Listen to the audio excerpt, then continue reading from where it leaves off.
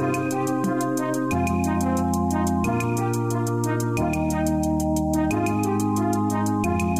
David Pakman Show at davidpakman.com.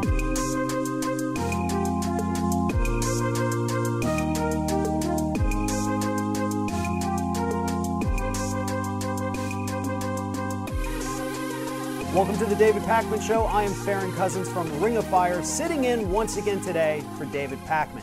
And today I wanted to start the show with a little bit of good news, because most of the stuff we have to discuss is either terrifying or depressing. So let's begin with something positive.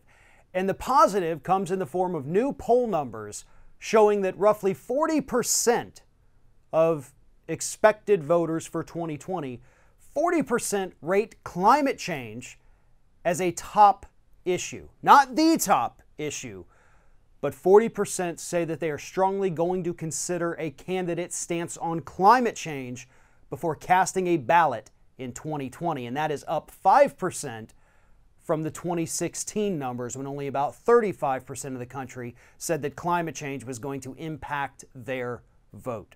So those numbers are going up. They're going up slowly, but they are up, and that is always a positive.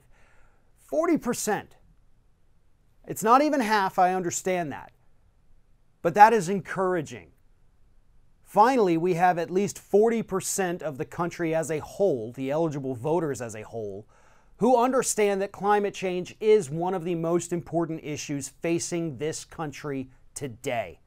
Not any of these made-up scenarios from politicians. It's not the threat of Iran. It's not the threat of people coming across the border. It's an actual real threat that scientists have been warning us about for decades, and that is, obviously, climate change. Now, the numbers get a little bit skewed when you break it down by party. You have, with the Democrats, you have about 76% say that climate change is important to their vote. A little over 30% for independents, and then of course we're hovering around 10% for Republicans.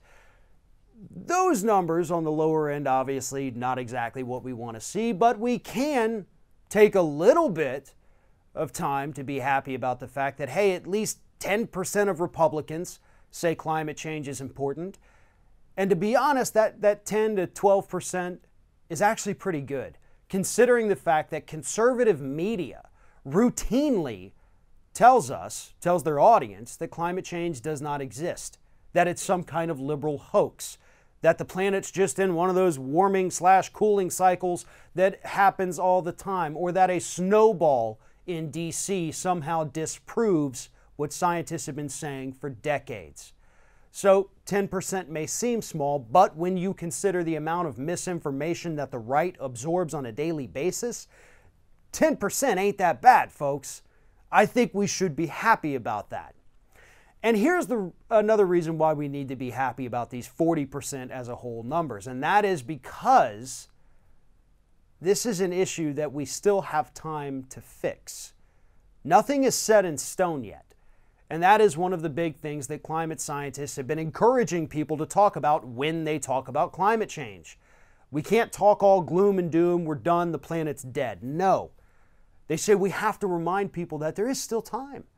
Because if we do talk in those terms of, oh, we've burned the planet down, nothing we can do, then yeah, people lose hope and they stop caring about it. They just say, okay, well, this is what it is.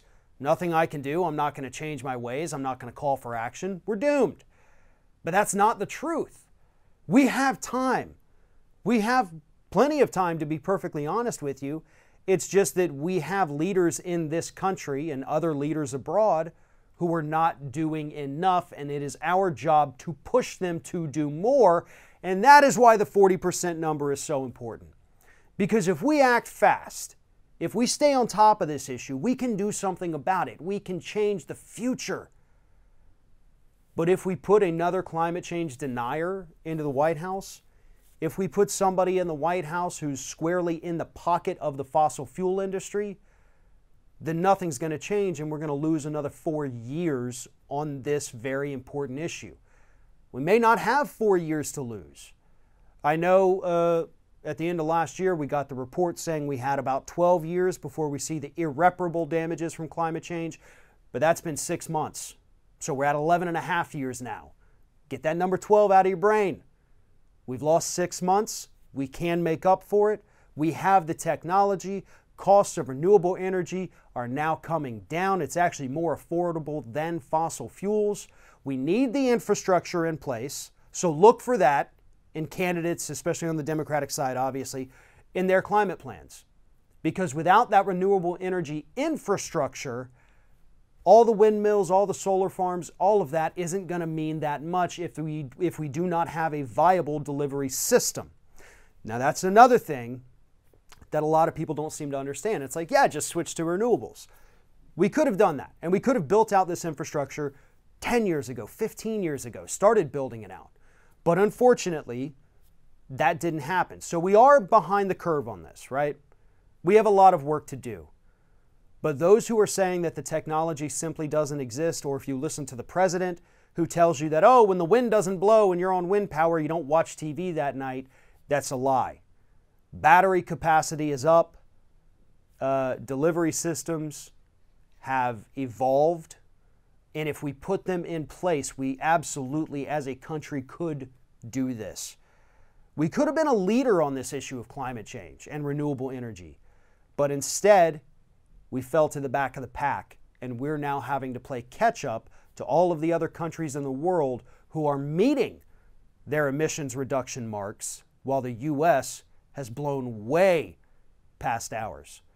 But 40% is a good number. Not as good as we would like it, but at this point, you got to take every little victory that you can, and 40% saying climate change is going to influence their vote, that is a good number. And unfortunately, now we got to get into a little bit more of the depressing and unfortunate news, and to a degree, that also involves climate change. But this is what I'm talking about when I say that we have leaders in this country who are putting us further behind. Right now, in almost 24 states across the country, Republicans who control state legislatures are working on legislation, we just saw one in Texas a couple days ago, that would make it a felony to protest an oil pipeline or a chemical plant or an oil refinery. They want to make protesting any of these so-called infrastructure projects, as they call them, a felony.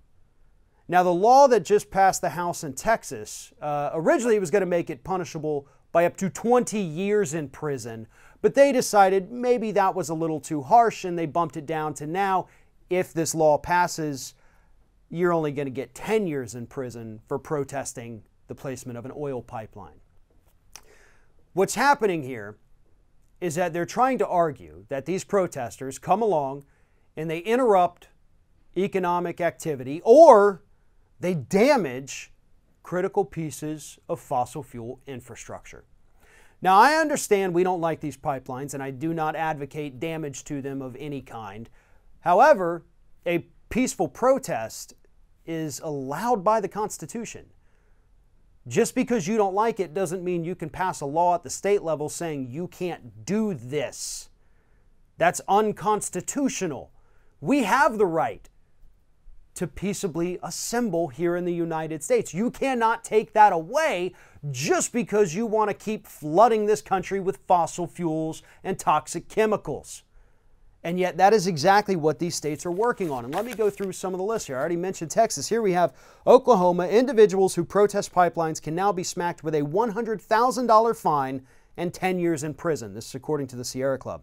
Louisiana says activists who make unauthorized entry of a critical infrastructure, such as oil pipelines, face a punishment of up to 5 years in prison and a $1,000 fine. North Dakota last March passed a law under which interfering with pipeline construction becomes a felony, punishable by up to 5 years in prison and a $10,000 fine, and groups conspiring with such protests could be criminally liable for 10 times that amount. So a $100,000 fine for anybody who conspires with these protesters. You know, perhaps a nonprofit an environmental organization that sets up these protests. See, they're not just going after the protesters themselves, they're working on ways written into these laws to defund the organizations who help organize these events and these protests.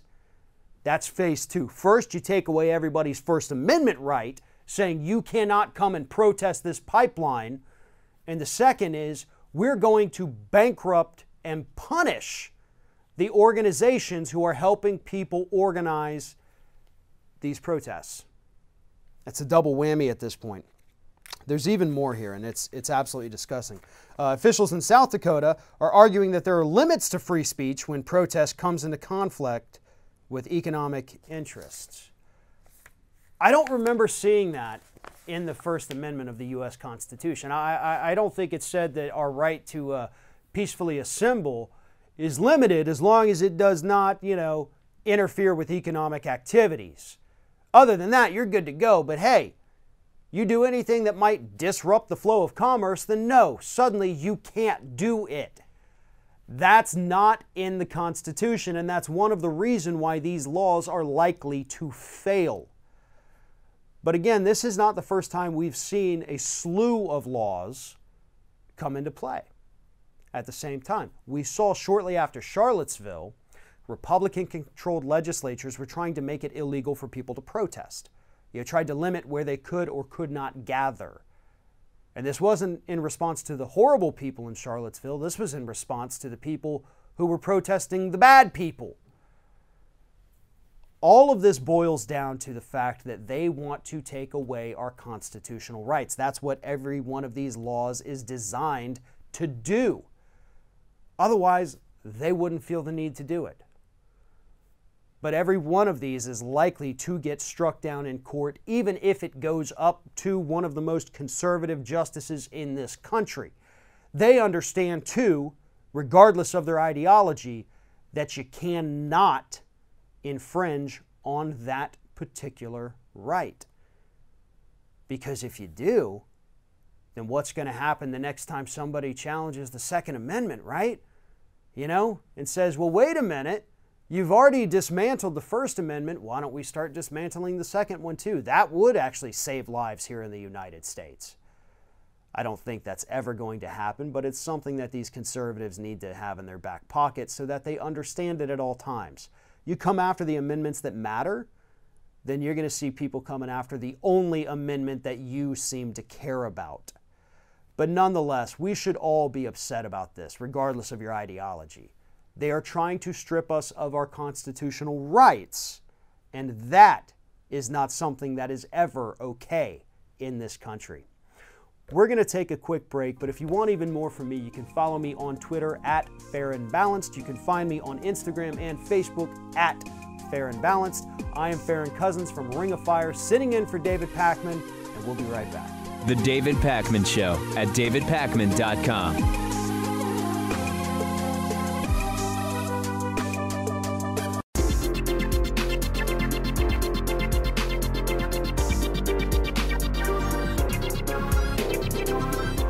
The David Pakman Show at davidpakman.com. Welcome back to the David Pakman Show. I am Farron Cousins from Ring of Fire, sitting in for David Pakman today.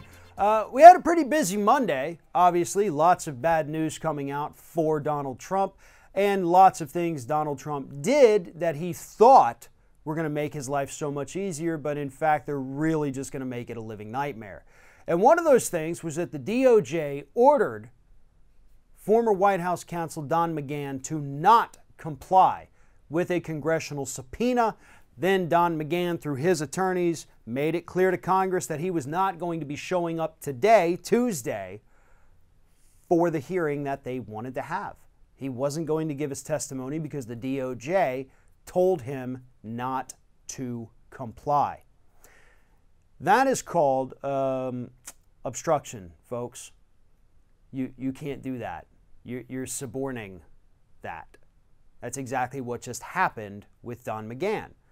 Democrats obviously want the opportunity to speak to Don McGahn because, according to the Mueller report, McGahn played a central role in telling Mueller and the investigators about potential obstruction of justice on behalf of the President of the United States. This is obstruction that McGahn claims Donald Trump committed or was involved directly in. So Democrats rightfully want to know more. They need some more answers on this. They need to see if there was intent to obstruct justice, because if there was, then they absolutely 100% could move forward with articles of impeachment against the president based on obstruction of justice. Now, don't get me wrong, they're already sitting on a plethora of information on which they could impeach the president, but they want more. They want to make it foolproof. They want to hit him with all of the charges that they possibly could, which is completely unnecessary. You look at the poll numbers right now, a majority of people do think that the Mueller report made Trump look worse, made it seem like he did commit some kind of crime. That crime is likely obstruction of justice. Don McGahn got subpoenaed. He is still also a lawyer with the Jones Day law firm, so it would be interesting to know what Jones Day has to say about one of their own lawyers disregarding a subpoena, thinking that they are above the law.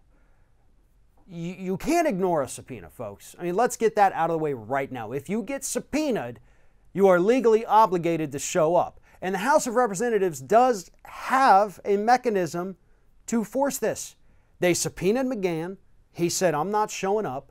They can send the sergeant at arms to go and arrest him, throw him in the little bitty jail that they have right there at the House of Representatives until he agrees to testify. They have the authority and the power to do that, but they're not going to. And that's the most disappointing thing out of all of this, is that they're not going to. They're just going to set up yet another legal battle against the president. The Democrats are likely going to win, just like they're winning the other ones. But time's a factor, right? I mean, they've got, what, 18 months? 18 months before the election. And if they lose their majority in that election, it's not likely, but it is possible, obviously, then suddenly any talk of impeachment is out the window. It will never happen at that point. So, rather than having to send this to court, get the courts to enforce it, they'll side with the Democrats, then the president appeals and appeals until he gets all the way to the Supreme Court. That could take more than 18 months. And I know, based on some of the other cases that we have already seen, the judges typically do expedite these, but we can't guarantee something like that would happen every single time, especially when you have a White House filing a lawsuit or Democrats filing a lawsuit at every possible opportunity. Use the mechanisms you have in place, throw McGahn in your tiny little jail, and wait for him to start singing.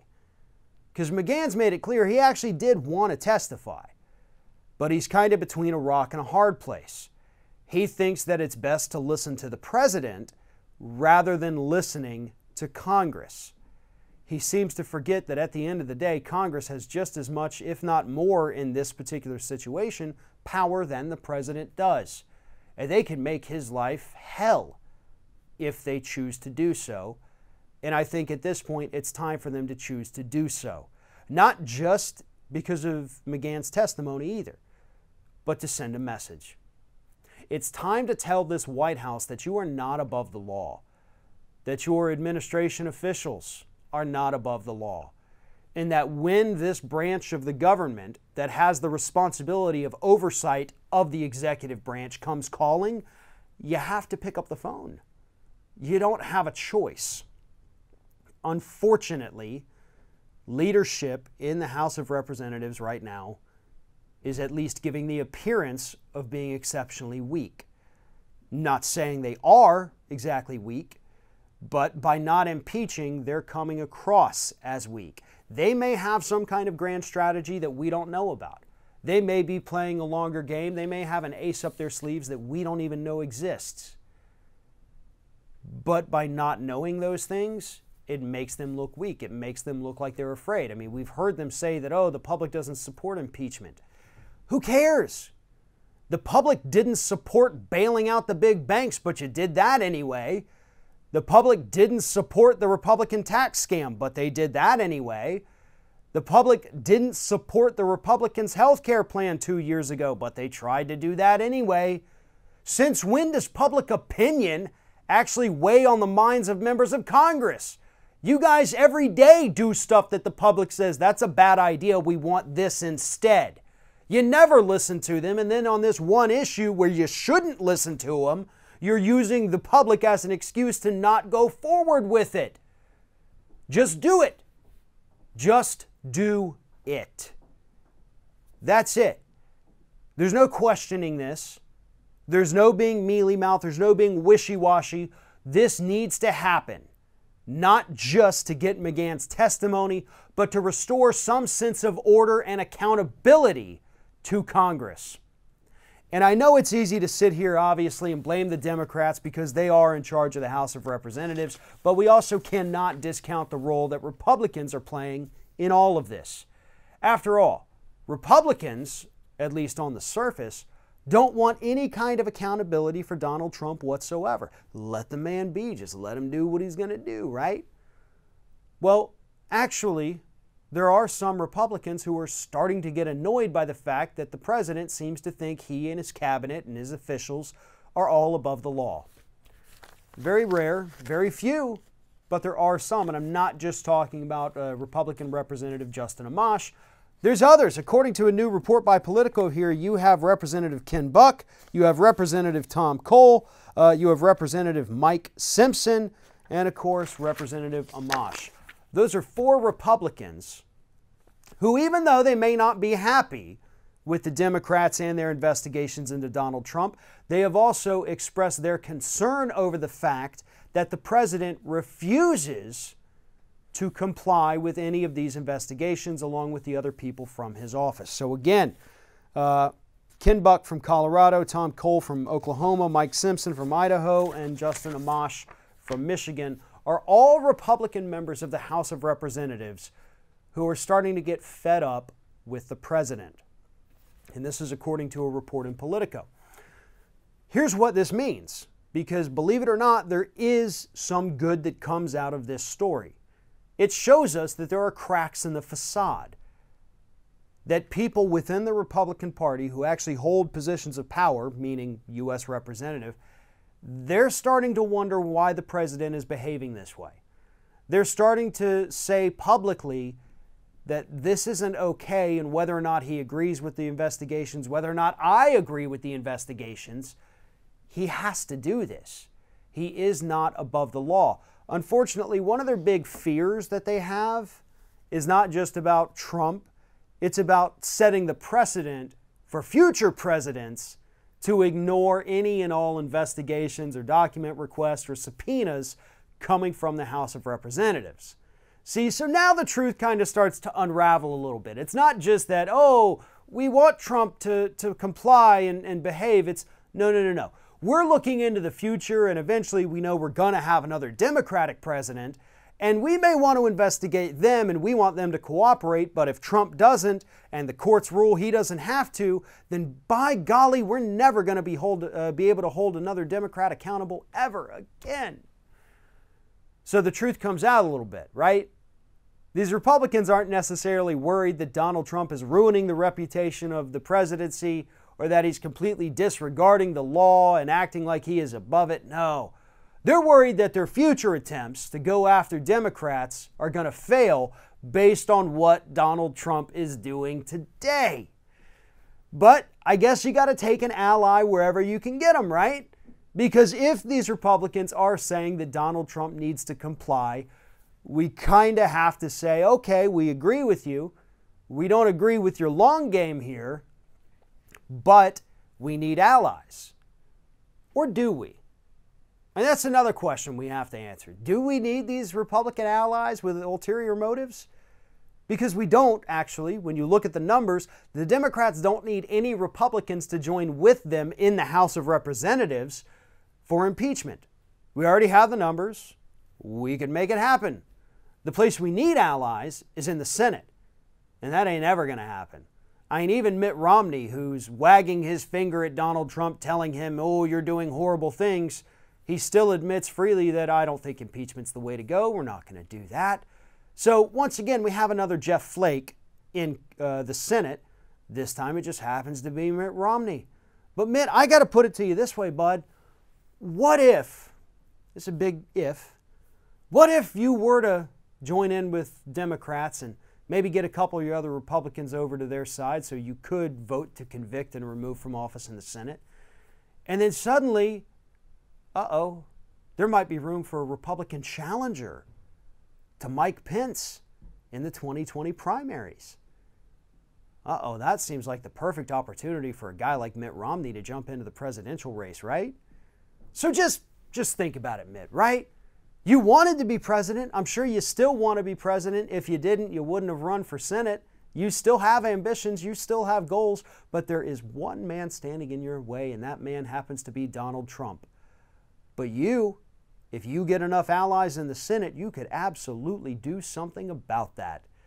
Mike Pence is a pushover. He is not popular or charismatic enough to win a primary.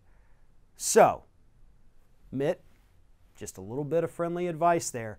For the record, I do not want you to be president of the United States. I think you would be just as bad as Donald Trump. You just wouldn't be as abrasive on the outside.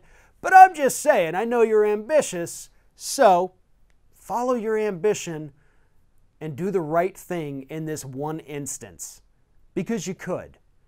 But as for these other folks in the House of Representatives who are saying, oh, Donald Trump is frustrating because he's not obeying the law, keep in mind that while they may be saying that now, it's not because they're mad at Trump. It's because they're mad they may not be able to hold future Democrats accountable.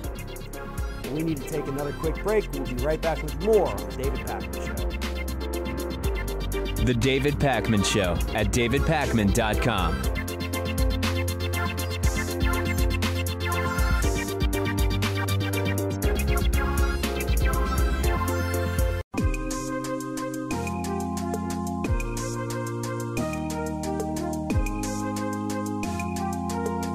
Welcome back to The David Pakman Show. Welcome back to The David Pakman Show. I'm Farron Cousins from Ring of Fire, sitting in for David Pakman today. You can follow me on Twitter at Farron Balanced. You can also find me on Instagram and Facebook at that same handle, at Farron Balanced.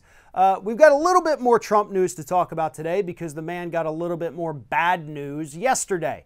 And that bad news came in the form of a court ruling by Judge Amit Mehta, who said that, I'm sorry, Donald and Trump administration, but I'm not going to block the Democrats' request to get your financial documents.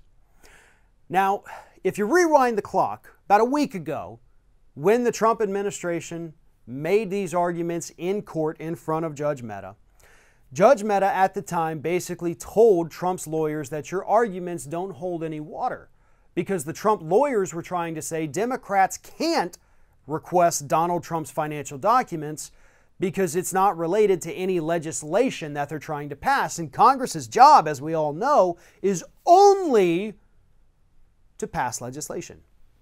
And the judge said, it's not, no, really, it's not. That's not how the separation of powers work. They actually also have oversight authority of the executive branch. And so this would fall within the things they're legally allowed to do, even if it's not related to legislation. But then the judge said, but listen, I understand the importance of this. And I'm going to weigh both sides of the arguments. I'm going to look at all the evidence, and I'm going to take some time before I hand down this ruling because I don't want to rush it. That was the mature, responsible, professional, and legally correct thing for this judge to do. And then Monday, hands down the ruling, and he says, yeah, Republicans, I thought about it and listened. Your arguments, they were garbage. They don't work. They don't hold up. It flies in the face of the separation of powers. And so, yes, therefore, the Democrats 100% can get their hands on Donald Trump's financial records. Now, Trump immediately got angry. He told reporters he's going to appeal it.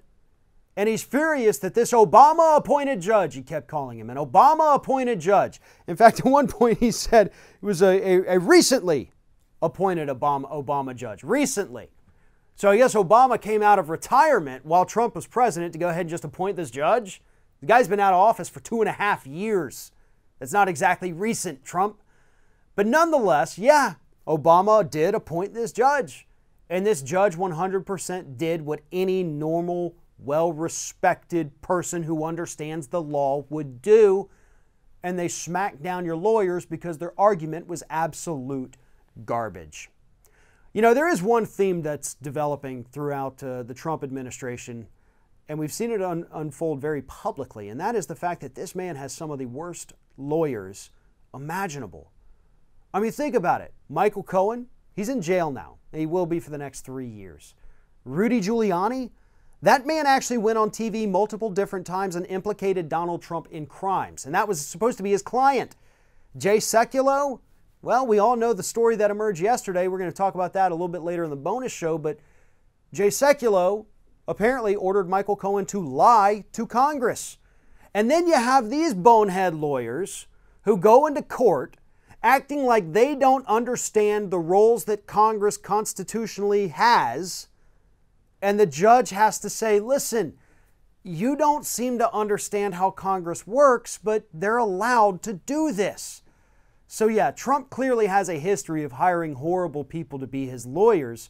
And to that I say, please continue this. It's a lot of fun watching your lawyers go into court and reading these filings and seeing how clueless they are and how desperate they are to protect whatever it is you're hiding. So please continue to hire from the bottom of the barrel, because it's making life for the rest of us so much more entertaining. But to the actual ruling, right? I mean, not just the ruling from the judge, but what it means. It means, as of right now, but of course Trump's going to appeal it, Democrats could get their hands on the financial records. And the big question is obviously, what the heck is Donald Trump hiding? You know, he also claimed, after going after this, quote, Obama-appointed judge, that he has had the most transparent administration in history. He's either completely delusional, or he thinks everybody in this country is an absolute idiot if he thinks he can get away with saying that. We can't see his grades from college or high school. We can't see his medical records. We can't see his tax returns. We can't see his financial records. We can't see his business holdings. There is nothing transparent about Donald Trump except his hair. But nonetheless, he is hiding something. That much is pretty obvious, right, folks? You don't go through all of this effort. You don't threaten to sue schools if they release your grades if you're not trying to hide something. You don't fight congressional subpoenas in court unless you're trying to prevent Congress from seeing something you don't want them to see. The big question is, what is he hiding? Is he hiding bank fraud? Well, Representative Ted Lieu made a pretty strong case during Michael Cohen's testimony to Congress that Donald Trump committed bank fraud. And based on the cooperation that Deutsche Bank has had so far with congressional Democrats, it seems pretty obvious that he inflated his net worth in order to secure a loan. That's fraud. You can't do that. Is there potential money laundering? Well, again, the folks at Deutsche Bank really seem to think that there was, not just with Trump, but with Jared Kushner. So there's that. But I think the biggest thing this man wants to hide, because I think he thinks he can get away with any criminal activity, that doesn't bother him. Never has, never will. This is a man who's gotten away with quite literally everything for his entire life. But what he can't get away with is destroying his reputation. I think these financial documents would tell us that Donald Trump does not have as much money as he says he has. And if that were to be the case, that would absolutely destroy the image that he has spent his entire life crafting. And there's no coming back from that. You know, he could do his best to lie his way out of criminal activity. He's already lied his way out of the fact that he lost all that money, you know, trying to say that, oh, no, it was just you kind of write these numbers and it's almost fraud, but it's totally not fraud. And everybody did it except I didn't actually do that. So you did lose the money. All he did was just spew out a bunch of words, further confusing the public, and suddenly everybody split on whether or not the man did lose the money, or if he committed fraud, or if he did pay taxes, or what the hell's going on. Nobody knows. So he thinks he can lie his way out of criminal activity is all I'm trying to say, but he can't lie his way out of the fact that he may not have as much money as he wants us to think he does. And that would destroy him. It wouldn't end his presidency. but it would absolutely deliver a blow to his ego that I do not know this man would ever be able to physically and emotionally overcome, because that is the thing that matters the most to him. Yes, this man loves money more than I have ever seen a human being love money. But that money is what made that ego. And if we find out that the money's not there, then suddenly his lifetime of lies creating this facade comes crumbling to the ground. And this man would never be able to recover from that. Switching topics, though, off of Donald Trump, let's get into something a little more meaningful, right? Well, according to new polls, 70% of Republican voters here in the United States, vast majority, 70% actually support the idea put forward last week by Senator Bernie Sanders and Representative Alexandria Ocasio-Cortez to cap interest rates for credit cards and payday lenders at 15%. 70% of Republicans love this idea put forward by these Democratic socialists. The reason I love this story is because right now you have certain Democratic presidential candidates named Joe Biden who are telling us that we can't move too far to the left, that you're going to scare off the moderate Republicans.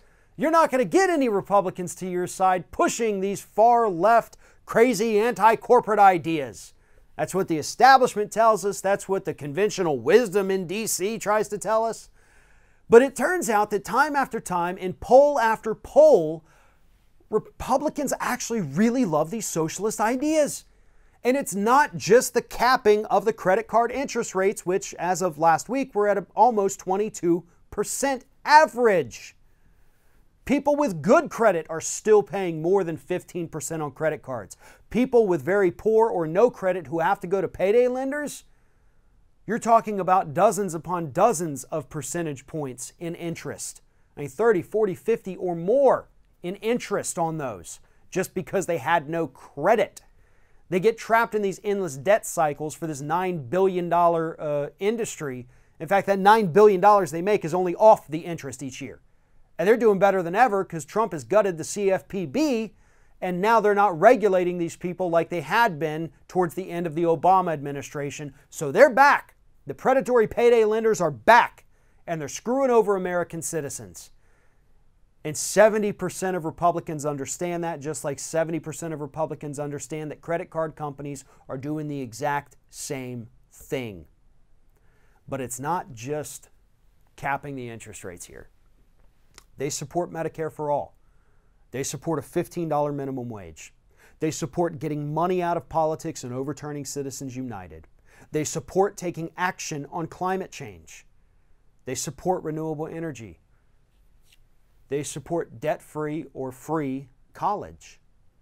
They support all of these things that have been trashed as far-left socialist ideas. Now, to throw a wrench in the works, there's another poll from Gallup that says that only 40% of Americans say that socialism would be good for the United States. 51% say that it would be bad.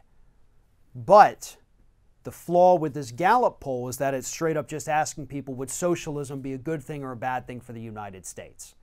Once you start breaking that down into individual policies that might be socialism, but if you just say, hey, what about Medicare for all? Do you support that? Guess what? Overwhelming majority of everybody says, yes, I do. I think that's a good idea. Even if you mention afterwards that, well, isn't that kind of socialism? They'll say, oh, well, I guess it is, but I like it. Same thing with Social Security, which also, by the way, a majority of all parties support expanding Social Security. We have socialism in place in the United States today already. So this Gallup poll that says only 40% think it would be a good thing, yeah, when you ask a misleading question, when you ask about a word, which is socialism, that most people, honest to God, couldn't even define, then yeah, they're probably going to say it's bad. But once you start breaking it down into individual policies, once you divorce those policies from a politician or political party, support for them goes up. Other polls have proven that. When you attach it to a political party, the support does drop a little, not a ton, but it does drop a little. but it shows you that the American public is hungry for policy. And more importantly, they're hungry for policies that most Republicans and even some centrist Democrats would absolutely classify as socialism. We have to take a quick break. We'll be right back with more on The David Pakman Show. The David Pakman Show at davidpakman.com.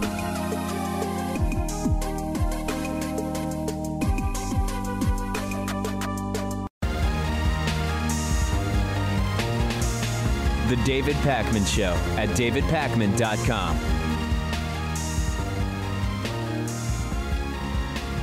Welcome back to The David Pakman Show. I am Farron Cousins from Ring of Fire, sitting in for David Pakman today. Very sad story yesterday announced a 16-year-old Guatemalan migrant died while in the custody of Border Patrol at a detention facility. 16 years old, so another minor, and this marks the 5th minor to die in custody of Border Patrol since December. So 6 months, 5 deaths, all minors. So my question now is, where are all those pro-lifers? Where are all those people touting the Alabama abortion ban, the Georgia abortion ban, saying that we're protecting the lives of children? We care so much about children and we'll do anything to protect them. Okay, what about the ones who are literally dropping dead in these detention facilities along our southern border? Where's your concern for them? Those are kids who've been alive, living their lives, some separated from their parents, and they just died because of the lack of care, the horrid conditions, and the horrid conditions that they tried to escape. There seems to be no concern among Republicans for these children, and it's because the Republicans are not actually a pro-life party. They're a pro-controlling women party. They don't care about life whatsoever. Once a child is born, their concern is over. They don't care about them. And I think that's the big point we always have to hammer when we talk about these so-called pro-lifers. Because sending our children, sending anyone of any age off to a war based on lies to die, that's not pro-life. Letting migrant children drop dead in Border Patrol custody, that's not pro-life. Starving Medicaid of money so that poor children in this country can't get medical care and end up dying as a result, yeah, that's not pro-life either. Pro-life is taking care of every single person that is living and breathing. That's literally pro-life. But that is not what Republicans are. And at the same time that they're ignoring these very real problems in this country, they're telling us that Democrats are the ones who hate children. Democrats are the ones who want to kill children. They're the party of death. They're pro-death is what they're telling us. There certainly is a political party that appears to be pro-death. But I can promise you, it isn't the Democratic Party. In other equally depressing news this week, and we're still so very early in the week, and that's what makes it even more depressing, Ford Motor Company announced that they were going to be laying off thousands of workers, 7,000 to be exact. 7,000 Ford employees, salaried white-collar Ford employees, people making good wages with good benefits, had good jobs. 7,000 are being laid off. 900 alone just this week, 500 of those here in the United States, the remainder working for Ford overseas. So not all 7,000, I guess, are coming from the United States, so I guess that's a plus, right?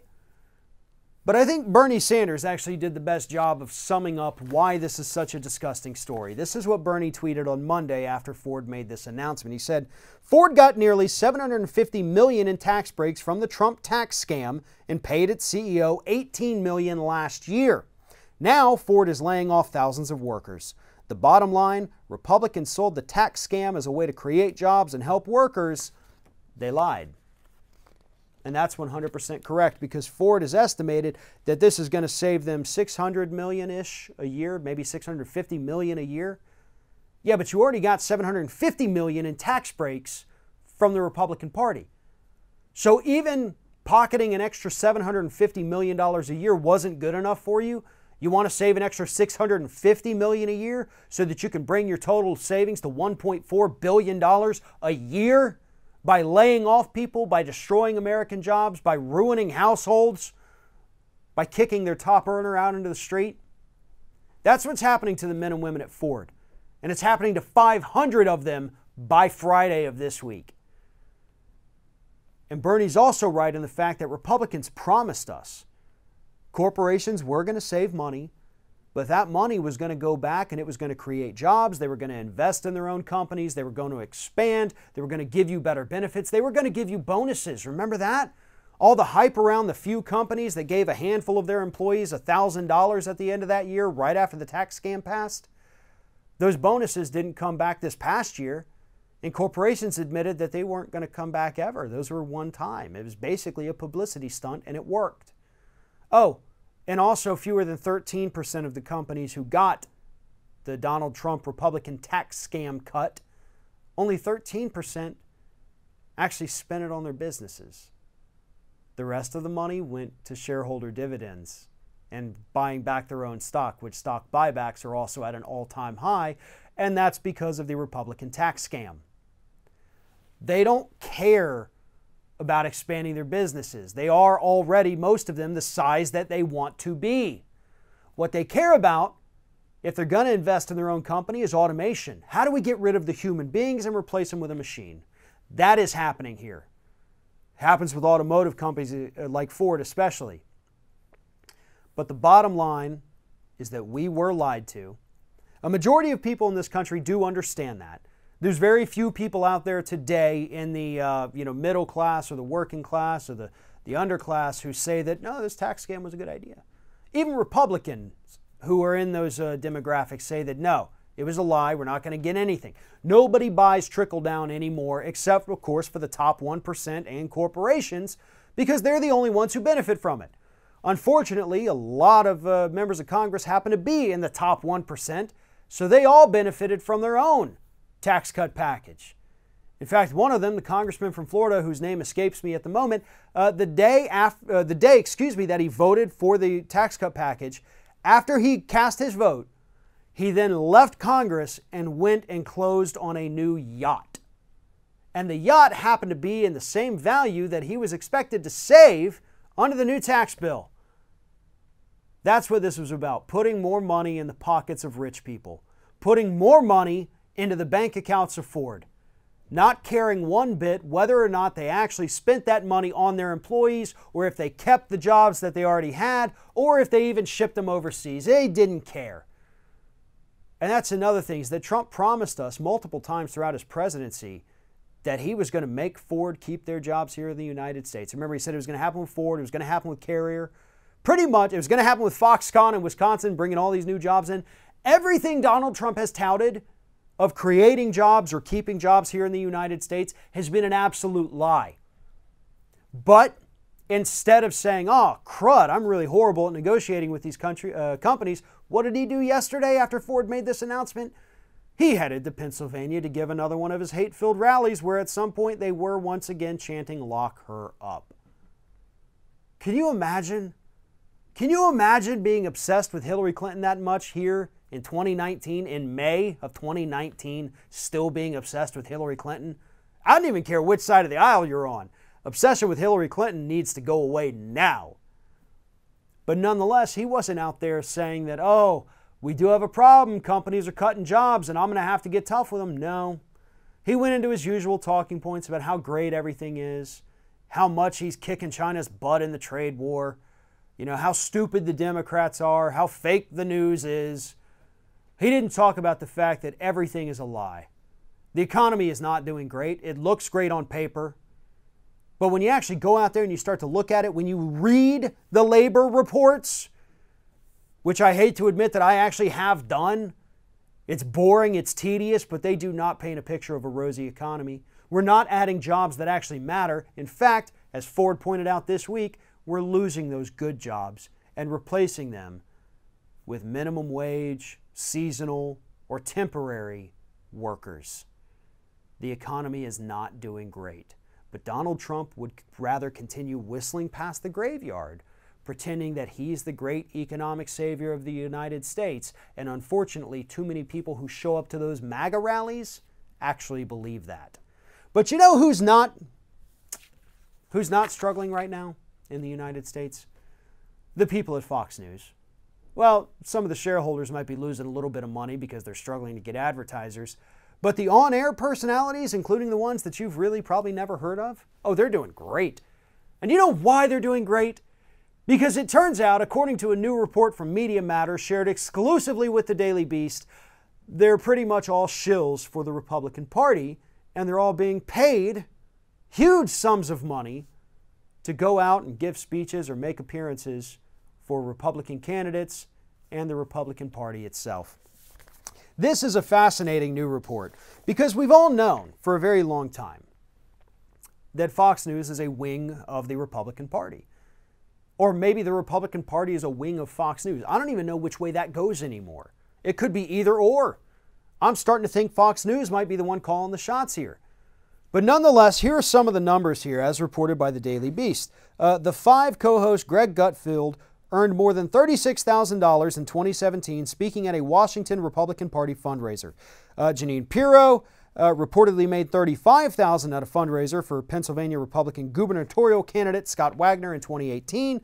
Fox and Friends weekend host Pete Hegseth made close to $20,000 on a series of speeches at official fundraisers and events for Republicans in 2018. And then you got Laura Ingraham, who, very hate-filled woman. She only got paid $12,500 in 2016 for an event addressing the Sangamon County Republican Central Committee. So I think Laura Ingraham probably needs a better handler because everybody else is making $30,000, $35,000. You're getting like 12 grand and you're speaking at a Republican, Central Committee. We also know, obviously, Sean Hannity's campaigned with Donald Trump. He's been up there on stage with him. Fox News and the Republican Party are one and the same now. And this new report from Media Matters kind of proves that. They're on the payroll, basically.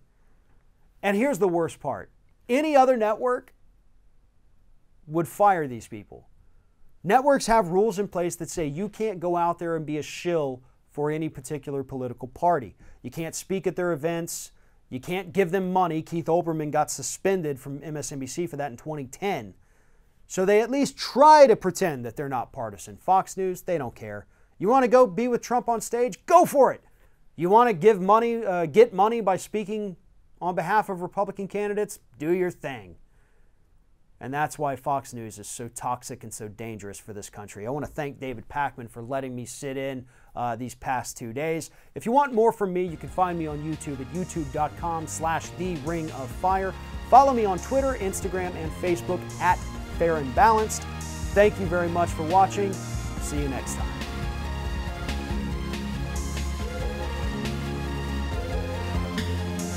The David Pakman Show at davidpakman.com.